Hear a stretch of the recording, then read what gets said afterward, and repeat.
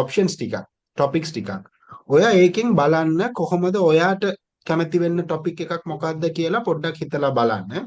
ඊට පස්සේ අපි ඒ සම්බන්ධයෙන් පොඩ්ඩක් ඩිස්කස් කරමු. හරි. දැන් අද නිවාඩුනේ ඔයාට. ඔව්.